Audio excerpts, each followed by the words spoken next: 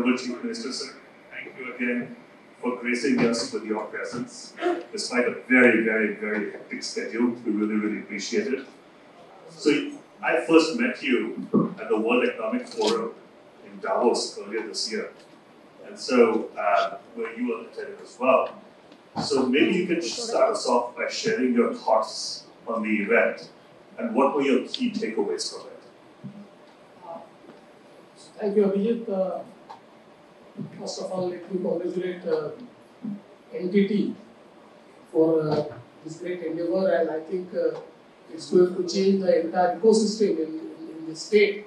So, on behalf of State of Maharashtra, I would like to thank NTT Data and Mr. Shinde for this great feat. Having said that, Davos, of course, is a great experience. I've been there 3-4 times, but this time I came after 2018, and I think the entire buzz was around AI. And I think I had a lot of learnings around AI at Davos. But again, Davos is also a networking forum where a lot of networking happens, and a lot of MOUs are entered into, a lot of investments are actually agreed.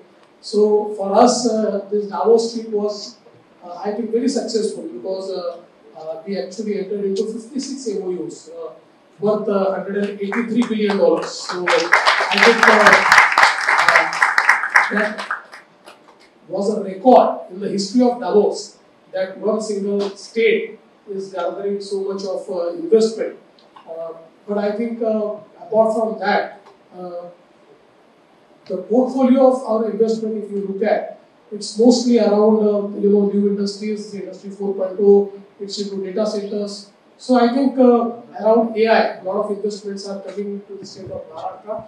And I think we actually could interact with many potential investors at Davos.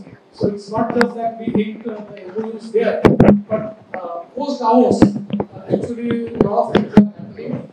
And that gave us the idea that we need to be ahead of the curve in AI. That's why the government of Maharashtra is preparing its own AI policy. Already we have started a lot of things in AI, but we are also making our new AI policy. So I think Davos was a great experience in total. Thank you for sharing your perspectives on that. So with regards to the mist commissioning, the cables commissioning here, thank you for being a pioneer in creating history with us for the commissioning of the cable. As you know, we have built this cable, it's the largest cable capacity with more than 200 terabytes per second in the region, so it's the largest in the region. And it basically connects Singapore to India, and it increases the AI demand, especially for traffic, in collaboration with Orient Link, as well as Red Capital, along with NTT. So, sir, what do you think of India now leading connectivity in the region? Please share your thoughts on this development. So first of all, let me thank NTT, not just for bringing this cable here, but also for being pioneers in the state of Maharashtra. We are the first to start this entire data center business in Maharashtra. I think because of you now, Maharashtra accounts for 65% of the data center capacity that is created in our country. And I think this connectivity is very crucial because today, when we look at the entire world, how the world is progressing, be it any business, be it any industry, whether it is production, whether it is service, everywhere I think the connectivity matters more, and with the advancement of AI, I think now AI is grappling every single field. So I'm specifically using this word grappling because nobody is going to remain untouched without AI. And we require huge capacities in computing, we require huge capacities in data centers, and now that's happening in India. And I think our Prime Minister has actually understood this entire AI evolution very early. And he actually started India AI Mission, which I think is progressing very well. In Maharashtra also we were quite we understood this AI revolution quite early, and we also started a lot of engagements in AI. So I must tell you that the first institute into AI was started in Maharashtra in 2018. The Varmani Institute, which collaborated with the government of Maharashtra and the University of Mumbai, which is up and running very well. So I think with this connectivity, a lot of things I foresee happening in the state and in the country as well. That's terrific.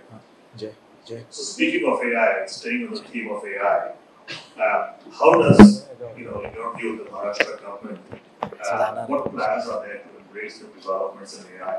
How do we drive growth and development in Maharashtra with AI? What are your plans? I think we have already started using AI a lot. So we entered into with Google, and we have already started a Center of Excellence in AI with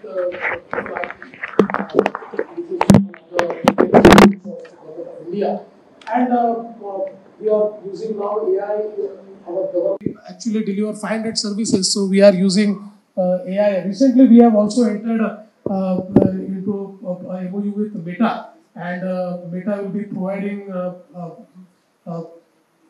all these services to WhatsApp using AI. And again, law and order is something where now we have started using AI, and that has resulted, that has given fantastic results, because ultimately in law and order, you have to be ahead of the curve, because the bad people are always techno savvy, and they are very innovative. So you have to be ahead of the curve. And I think we were the first who started using AI in law enforcement, and there are wonderful results in law enforcement using AI. We could solve very critical cases in very short time because of AI. So we have already started using it. Now we are focusing more on agriculture. So we have taken out a mission of using AI in agriculture, and I think in few of the use cases the results have been wonderful.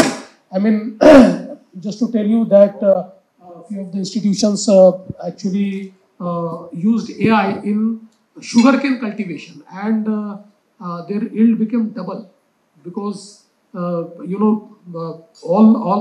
the things which they were using were optimized, and they got a lot of profits through that, and that inspired us. So in this budget, we have actually announced a AI mission for agriculture, and I think that will also change a lot many things. We are using now AI in water conservation, because I think the water issues are very important for sustainability, and AI is something which is actually giving us opportunity to use water more efficiently, and to actually create the water structures more efficiently, so that we conserve the water. So I think in every field of our governance, we are using AI. Just to tell you one thing, that I mean, how AI is also helping us in efficient governance. Many times we have files which are which have 700,000 pages, and when it comes to me, I have to read either those 1,000 pages, or I have to rely on somebody who says that everything is right and you sign the file. So now with the AI tool, in just few minutes or few seconds, it gives me the entire summary of that 1,000 pages in one single page, and I am able to take a very informed decision. So I think these are some things which are actually changing the governance, and we are very keen to use AI. Now in 2019 or 2018, we entered into MOU with World Economic Forum, and we actually started a Center of Excellence with World Economic Forum, which is all about drones and AI. Its usage in agriculture, its usage in land use planning.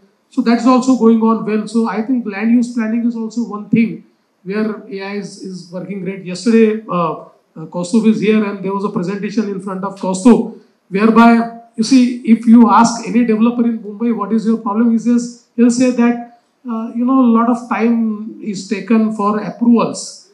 So I ask them that now we have improved it. They say, yeah, you have improved it. Earlier it used to take 1 year, now it takes 3 months. So 3 months is also too.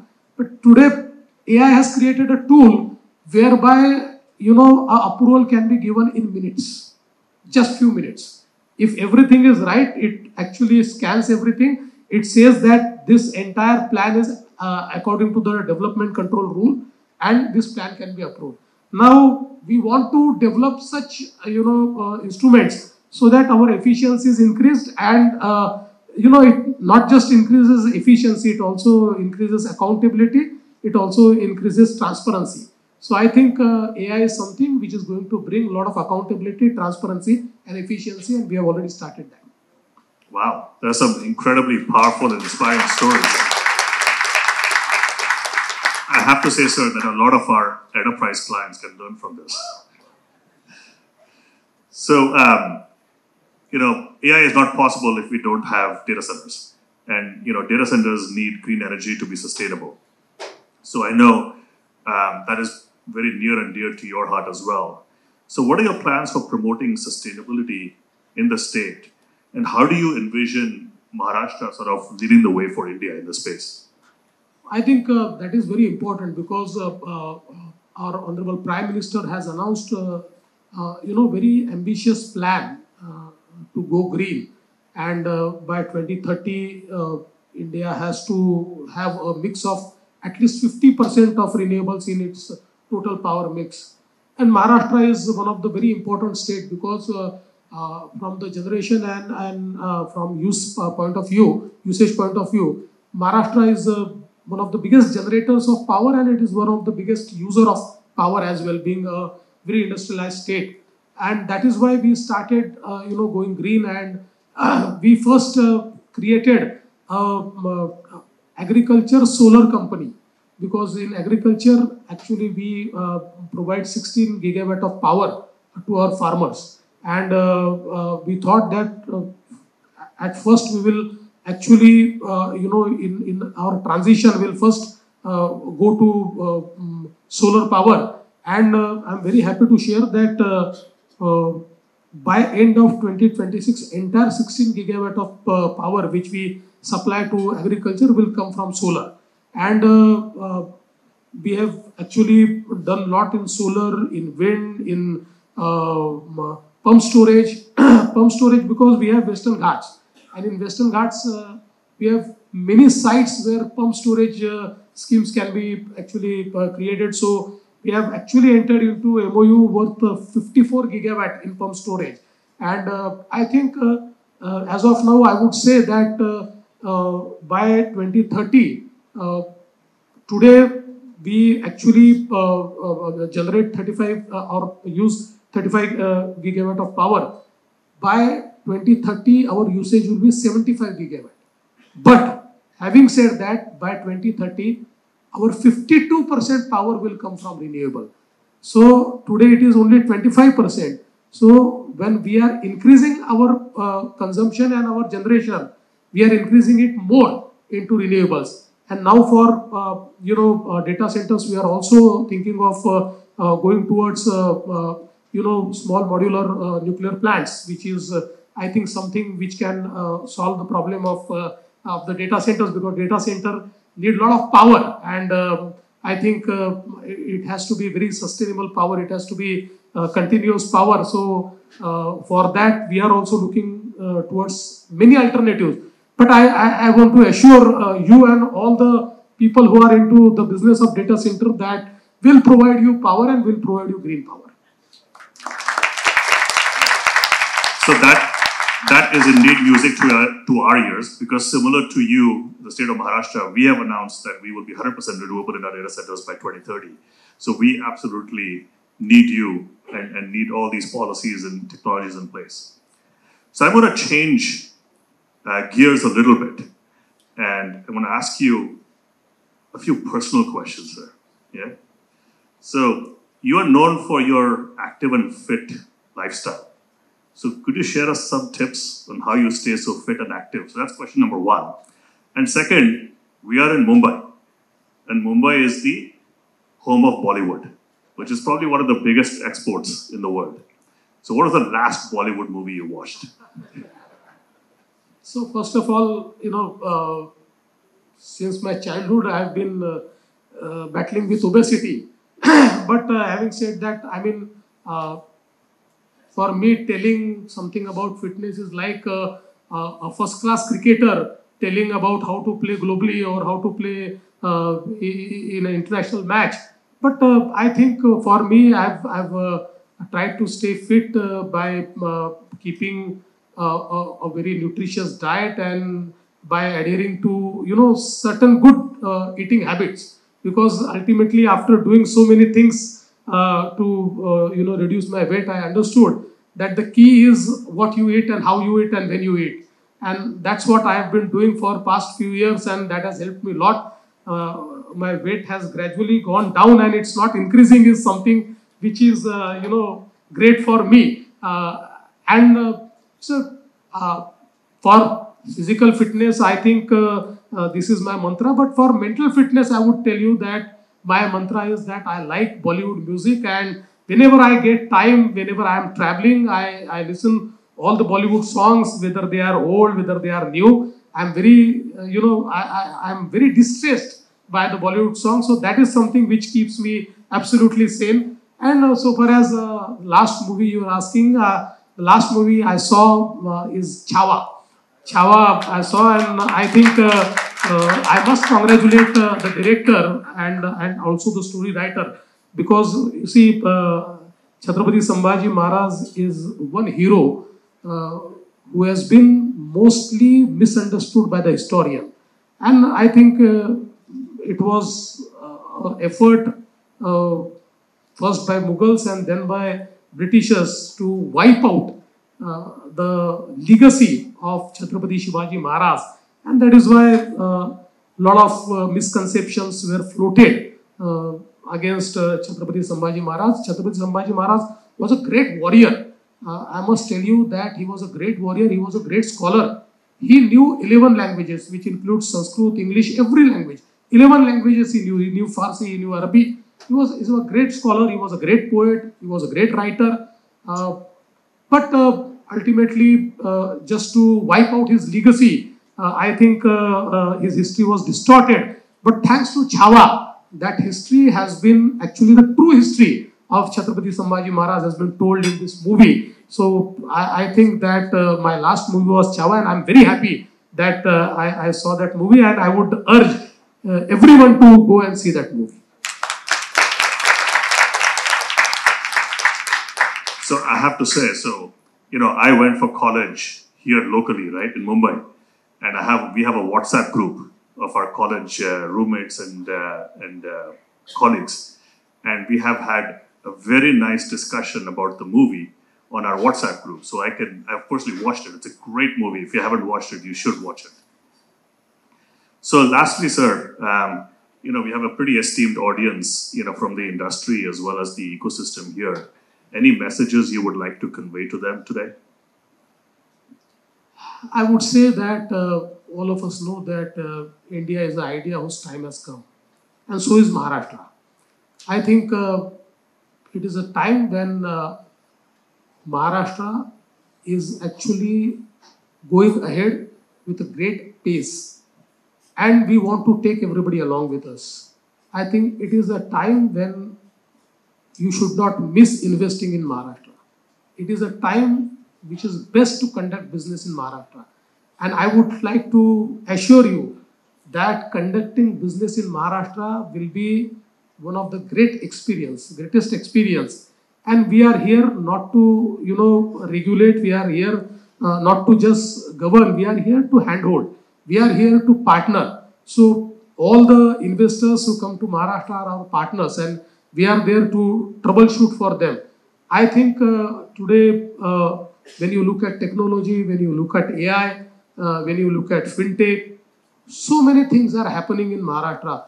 I've been saying for last few months that now Maharashtra is a startup capital, because in Startup India report, Maharashtra accounts for highest number of startups and largest investments into startup is also in Maharashtra. It is also a fintech capital. So many things are happening in Maharashtra, and I think that we are there to create an ecosystem where everybody flourishes, where every business flourishes. So I would like to appeal to everybody here and everybody out there that come to Maharashtra, let's do business together and let's flourish. Excellent. Sir, thank you very much for sharing your insights. Thank you for sharing your valuable time. On behalf of all the audience, a big round of applause. Thank you so much.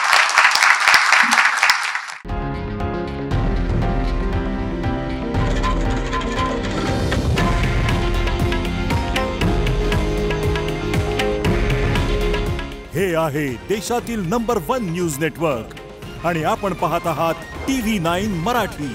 काळजी तुमची, हित महाराष्ट्राचं.